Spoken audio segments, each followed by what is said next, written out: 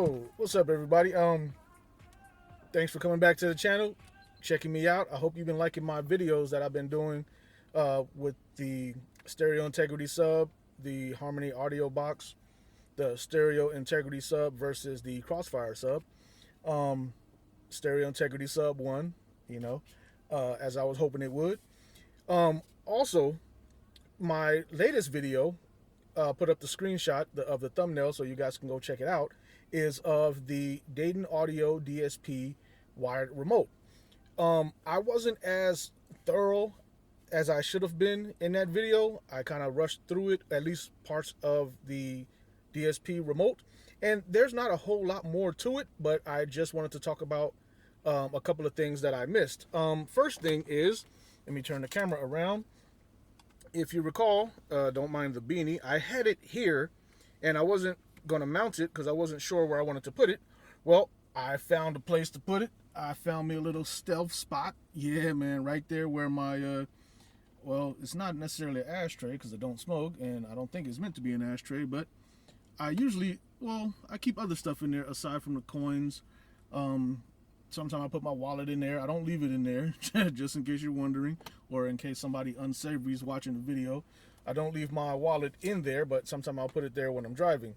But anyway, I wanted to give you guys a more complete, briefly, actually it's not really much to it, but more complete demo of the remote. And I wanted to give you guys a sound cue demo other than the Hurricane song that I was doing just to blast that sub back there so you guys could hear the difference. So let me just show you the remote really quick. Couple of features. Let's see. Max volume is 60, as you see. Well, let me turn it up.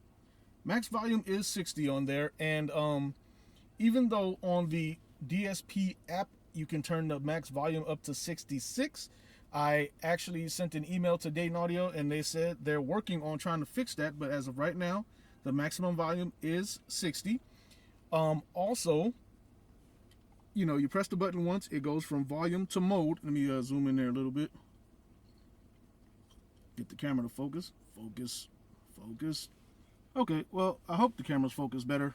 If not, my apologies. I mean, what can you do, right? But anyway, if you look there where it's lit up, that's the volume. And next to it is the mode button, mode. If I hit this button there, it switches over to mode. And then I can turn to channel 1, 2, get my hand out the way, 3, 4, 5, 6, 7. Oh, only 6 because channel 7 and 8 are summed. And I'll show you what that is. The channel 7 and 8 are summed together for my subwoofer, but mode 1, that's my preset, and mode 2 would be for my passengers. And basically all it does is it switches the phantom center channel in my time alignment, and then go to mode 1, 2, 3. Mode 3, I have it set up with just left and right stereo, no phantom center channel. That's in case I do like going to the movie theaters or something, well, drive-in movie theater and watch a movie. I want it to be equal on both sides. But also, one feature that I didn't show in the previous video is if you hold the button, press and hold, well, I got the subwoofer volume all the way down, but if I turn it all the way up, I can control the sub, and that way I don't have to go into the app. This thing just makes it that much easier, that much quicker for me to get in there. So, those, oh, let me get this camera out of my face. I know you don't want to see me that close. But those are all the features of the remote. It's pretty simple, pretty straightforward, but it makes it easier so you don't have to dig into the app, turn on the Bluetooth, connect to your head unit and all that stuff just to make any changes. You can do them right there on the remote. Makes life a lot simpler. That was the whole purpose. The price is right. Can't be mad, right? Now, with that being said, I am going to give you guys a demo. And also I wanted to talk about one more thing. When you're building a sound cue system, there's a going joke that audiophiles such as ourselves, we tend to listen to the car more than the music. We tend to listen to what's wrong more than the actual music, and I found myself doing that, man. I'm listening to the songs and I'm listening for perfection, whatever that is. In my mind, I'm listening for perfection, And while I'm listening to the music, all I'm doing is hearing everything rattle in my car. And it's driving me nuts. You know, I have 3 layers of sound deadening on my door, plus acoustic foam to try to keep the volume or the vibrations down. And I have anything? I have some in the back too, but I mean, it's pretty much nothing I can do to stop that because the sub is just too powerful for this vehicle. So it rattles a lot. But what I also noticed is this part of my car, right here where the seatbelt is, the metal in here vibrates. Oh man, it drives me nuts because it's right by my ear. So I can hear it every time I'm listening to a certain song, certain frequencies that the 8-inch drivers in the door and even the sub make the car resonate. It makes the car vibrate on certain frequencies. So even though my front stage is loud enough and tuned well, I can hear that in my ear, and it drives me batty. The average person who's not hardcore into car audio like us may not even notice it, may just think it's a regular vibration, and some people think rattling is good in sound systems, and I can't stand it. But to fix that, I did get another package of NVX sound deadening, and I'm going to go ahead and take these pillars off here, or pillar covers or whatever, and put them on the metal that's under the seatbelt attachment, and hopefully that'll stop the vibration. But I'm going to give you a demo right now, and I want to put the microphone close to that just so you guys can hear it really quick, and then I'll go ahead and get on with the demo with the 8-inch subwoofers in the door without the subwoofer on in the back at all, and then with the sub on, and see if you guys can hear the difference between the two. All right. Okay, this song doesn't make it vibrate too much, but it makes it vibrate enough. So I'm gonna put the microphone, my recorder, next to the pillar there, so you guys can hear it and see what I'm talking about. And this is just the 8-inch subs in the door. The subwoofer in the back is all the way off. Let me just show you. Okay. I hold the button. See? Turn it all the way to 0. So these are just the 8-inch drivers in the door. So, okay, let me back that up. Okay, here we go.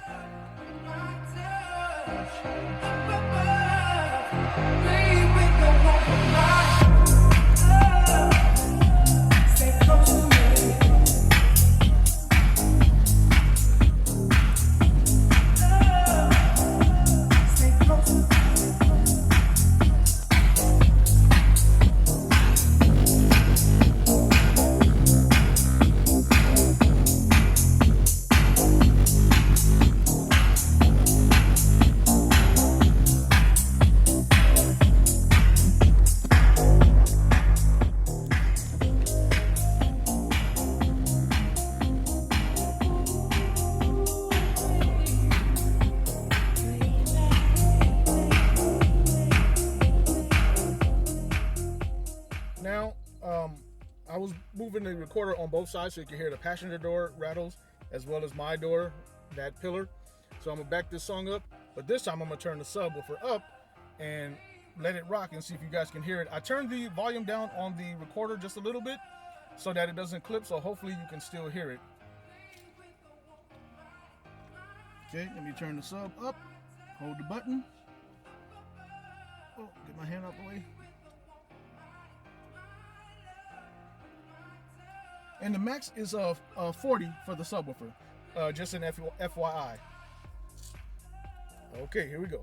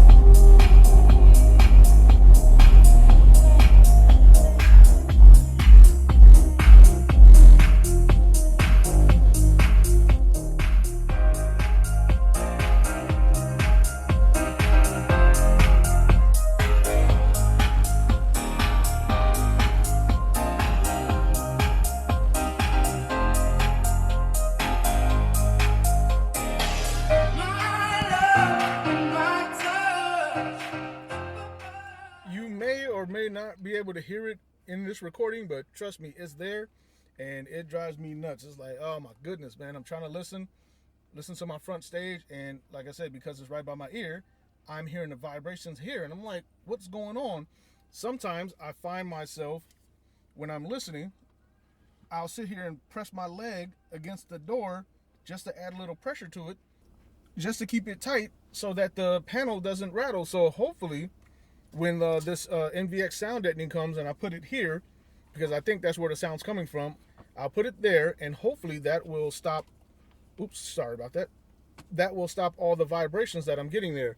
Worst case scenario, if it's the actual door panel itself, I do have a layer or two, no, actually just like one layer and some acoustic foam spray glued onto the door panel, just so that when I press the door panel back into place, the pressure from the thick acoustic foam along with the Dynamat and NVX will sandwich in between the door, making it steady instead of just the door panel rattling, if that makes any sense to you. I want to put something in between the door panel and the NVX and the metal and the door card, if you call it that, plastic.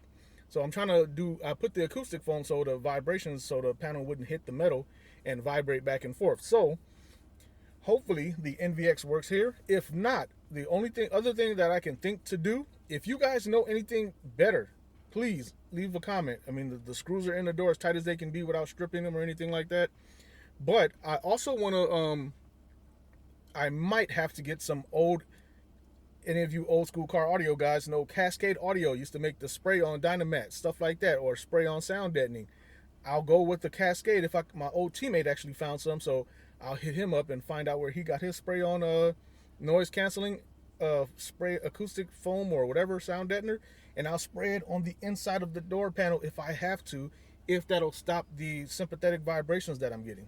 So anyway, enough about that, enough about the vibration. Let's get on with this sound demo. I'm going to do a demo with just the 8-inch speakers with the subwoofer turned completely off, because I've been bragging about these image dynamics sounding so good and stuff. So I'm going to give you a demo with those. Then I'm going to give you a demo with everything up and running, full tilt, the whole shot. But I'm not going to play Hurricane like I've been all the other times. That was just for the subwoofer excursion test. I'm going to turn the volume down on the recorder just a little bit so I don't clip the mic. Hopefully you'll be able to get a good enough sound demo when you're listening with your earbuds. Please use your earbuds, all right? Here we go. Okay, so the first song that I'm going to play is Ape Shit by Beyonce. Reason why? Sounds good. It's pretty dynamic. Plus, they were playing it a lot at the sound off that I went to. A lot of guys like this song because it's pretty dynamic. So let me make sure I turn the subwoofer all the way down to 0. Let me just show you guys. Turning the sub all the way down.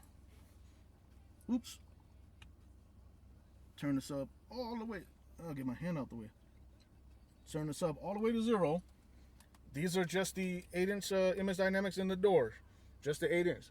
But I was playing this song because all the guys at the sound off that I went to, the SQ sound show, they all played this song because I guess they like it. It has good acoustics, good dynamic, good balance, all that good stuff. So I'm going to play that without the sub, just the 8-inch in the door. Then I'll play the sub in the back along with everything. See what you guys think. All right, here we go. Step my money fast and go fast like a Lambo. I be jumping out the stage, jumping, hey. Crowd better save up.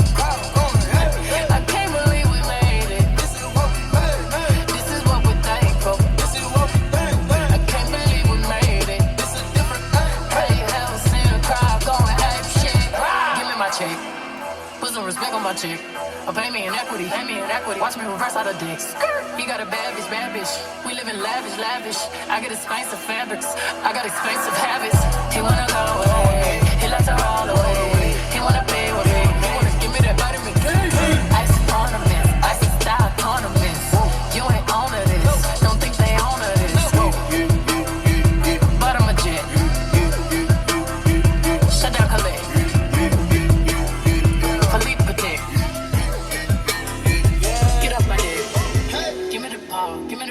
Take a top shift, call my girls and put them. I'm going to put the recorder lower so you can hear the 8-inch subs a little bit better, hopefully.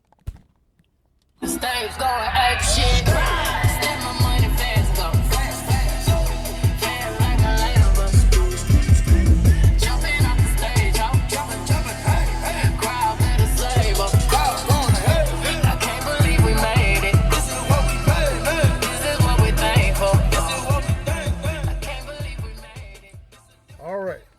now I'm gonna play the sub, or now I'm gonna play the song with the subwoofer on too. So once again, get my big old hand out the way, subwoofer, turn the sub up. Sorry, this is on the left side of my car, and my hand is always in the way when I'm trying to show you guys. Subwoofer at full tilt, and I'll be turning my bass knob up too. So here we go. Let me start it over, and then you'll see the difference. And that's my recorder, the Zoom H2N. Trying to get the best sound I can for you guys.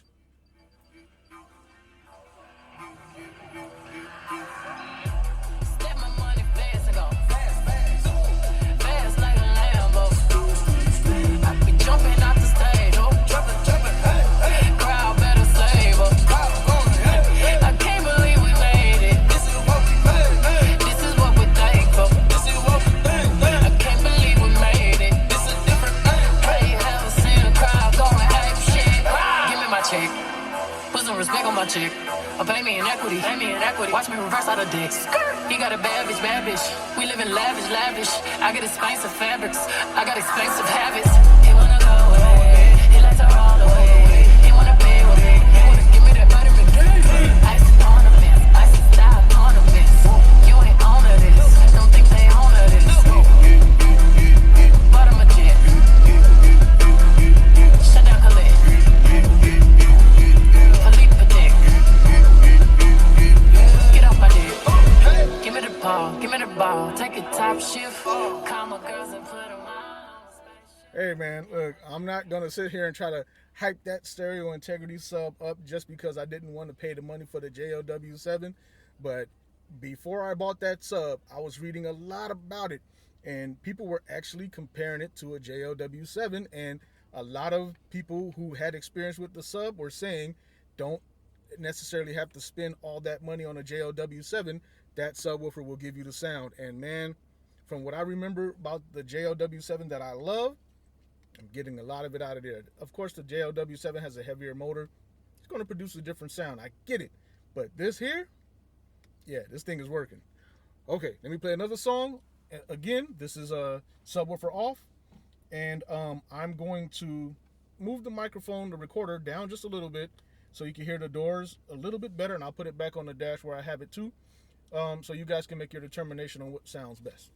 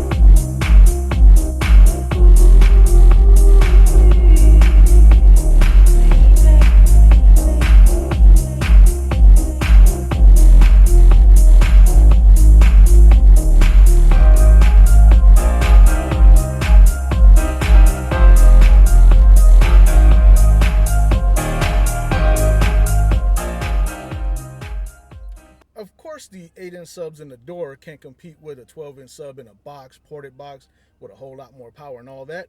But I hope you guys can hear how good the 8-inch subs do sound in the door. And the best thing about it is sometimes I just don't feel like listening to the sub, period. And the way I have my system set up is even with the sub bass knob all the way down, it's not at dead zero. It's just a slight hum. Sometimes I don't even want that slight hum from the back there. So I turn the subwoofer completely off and just listen to the subs in the door. And the 8-inch subs in the door, of course, they thump hard like subwoofers, but they also create a warmth up front that I wasn't getting out of the 6.5s that I had. And that's not to say anything's bad with 6.5 mid bass, but it's a 6.5 mid bass compared to an 8-inch subwoofer. Night and day difference, different type of warmth, different type of sound up front, and that's what I was going for. And lastly, I'll end this video on this. One thing I was saying is the max volume on here is 60, whereas the max volume on the let me see, I'll keep turning it, goes down up to 60 no matter what. I was saying that I was saying that the max volume on the app before plugging in the remote, the max volume is 66, whereas the max volume on the remote is 60. So when you plug in the remote, you'll notice that when you turn your stereo up, it's not going to reach the same volume that it did at a certain number. For example, my head unit goes up to volume 40, but I would usually turn it up to 30, maybe 32 to avoid any clipping or anything like that. Well, now when I turn it to 30 or something, it's not as loud as it previously was because the max volume has been cut back from 66 to 60, if that makes any sense, because of that remote. So what I had to do was make some adjustments in my app, my DSP, and just increase the output on the mixer for that particular DSP. Anyway, it didn't harm anything, didn't hurt anything. Just takes a minute just to readjust your settings so that the volume can match what you're used to, and still get it to a point where you don't have to necessarily clip your head unit by pushing it to max volume. But anyway, hopefully that was a lot more thorough. That's everything that I could possibly think of. And if you do have a Dayton DSP and you're wondering, like me, I have the Dayton DSP on app on my phone, but I also have the Dayton user interface on my laptop. I reached out to Dayton Audio about that as well. Whatever settings you have on the app, they do not translate over to what's on the laptop or your computer or anything like that. They don't share. You can't share settings between the two, at least not yet. They said they're working on it, maybe on a future update, but until then, if you make adjustments on your app and you plug in your laptop, it's not going to be the same, and you can mess up your tune or anything like that. So whatever device you're tuning on, whether it be your laptop or your phone and the app or your tablet and the app, stick to one and make sure you save those settings. I tend to screen record my tuning after I've already finished. I turn on my screen recorder and I go through every setting, and then I just save that in my phone's archives and back it up online, just in case the worst case scenario, something happened and I lose my tune for whatever reason under the sun. But anyway, that's all I got for you guys. Hopefully, matter of fact, I'll leave you with one last song. Subwoofer low, everything low, but this is full tilt, how I like to listen to it, how I like to give demos. Hopefully you guys like it. Make sure this mic is set up right. Cool, so I'm not clipping the mic. I'll leave you guys with one last song I like to demo. And yeah, hope you enjoy it. All right, thanks for checking me out. Hope you guys like and subscribe and comment. I always try to comment back.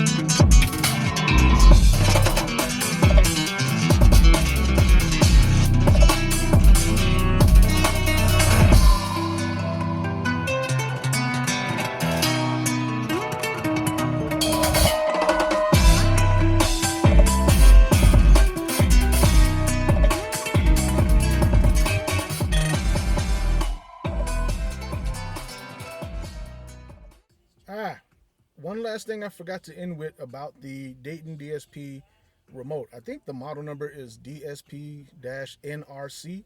But anyway, one thing I forgot to end with is this. What I noticed is well, I don't know if the camera's going to focus, but, well, let's see. The volume on my subwoofer, I have it set at like 39, right? If I turn the knob, turn the subwoofer to 25, now, if I cut the power completely, turn it off, we'll wait for it to shut down. If I turn it back on, after everything's shut down completely, I turn it back on, the subwoofer volume automatically goes back to the default setting, which sucks because, I mean, that should be the whole benefit of setting up your volumes separately, or how you want it finally tuned with your remote, right? Okay, so let's turn the volume, or to turn the unit back on. Maximum volume is still set at 60, which is fine, but let's long press. And look, the subwoofer went back to 39. So it's only good to hold its position while the system is on, while the car is on, while it has power. When you cut the power, all the settings go back to default. So like I said, my subwoofer is set at usually 39 or 40, which is the max of it. And if I was to turn it down, it's good while I'm driving and listening to it. But if I turn the car off and turn it back on, it defaults back to 39 or 40 or whatever the max volume that you have it set at in the app. So it's useful to be able to control your sub like that, but it's also useless because after you turn it off, it goes back to wherever you or wherever it defaults, where you left it in the app.